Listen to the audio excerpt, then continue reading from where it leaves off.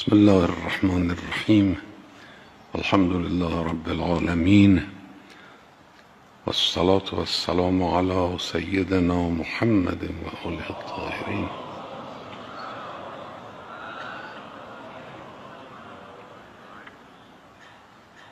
ولعنة الله على أعدائهم أجمعين. عن أبي داود المسترق قال قال الصادق جعفر بن محمد عليهما السلام یقوم الناس عن فرشهم علی ثلاثة اصناف. شما که صبح از خواب بیدار میشید و از بستر خود بیرون میایید سه جورید. سه جور انسان هستن که اینها صبح از بستر میان بیرون. مردم دنیا بر سه نوعن که صبح از خواب برمیخیزن. فصنف له ولا علیه. یه دسته هستن که این بیدار شدن از خواب و بیرون آمدن از بستر برای اونها خیر است و شری ندارد، به له اونهاست و علیه اونها نیست. این یک سن. و صنف علیه ولا له.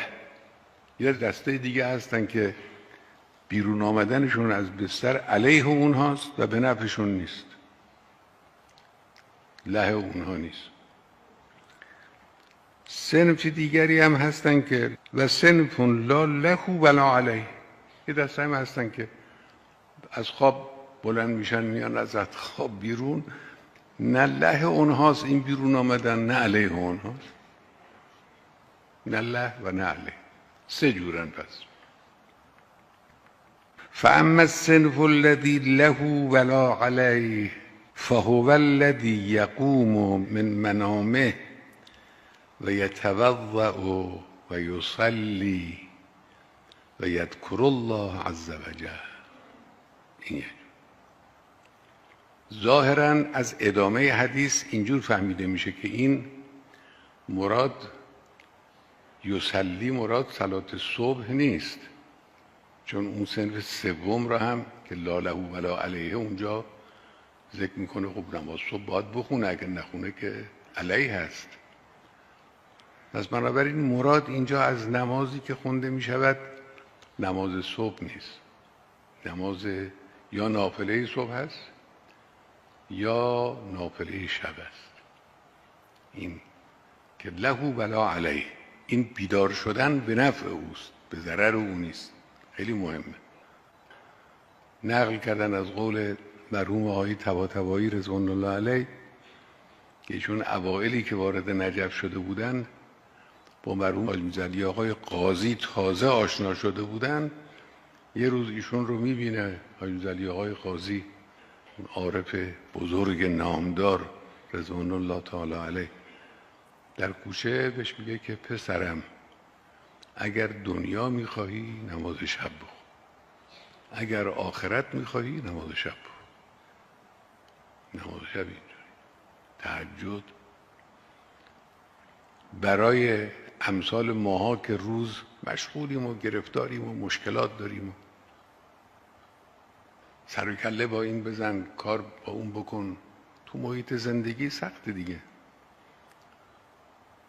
اگر بخواهیم یک رابطه خوبی، یه استغاثه‌ای، یه تضرعی بخوایم داشته باشیم در بین این همه گرفتاری‌ها، چاره‌ای منحصر است در همین که انسان سحر بلند شه. این ظاهراً اون سحر رو بیان می‌کنه. این یک سن. و الصنف الذی علیه ولا له فهو الذی لم یزل فی معصیة الله حتی قام.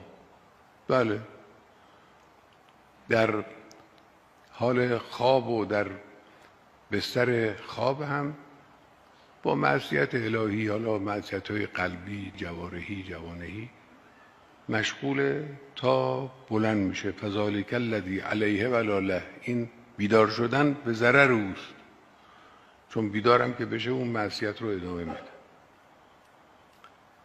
و الصنف الذی لا له ولا علیه، که نه به نفعشه نه به ضررشه این بیدار شدن. و هو الذی لا یزال نائما حتی یصبح، میخوابه تا صبح.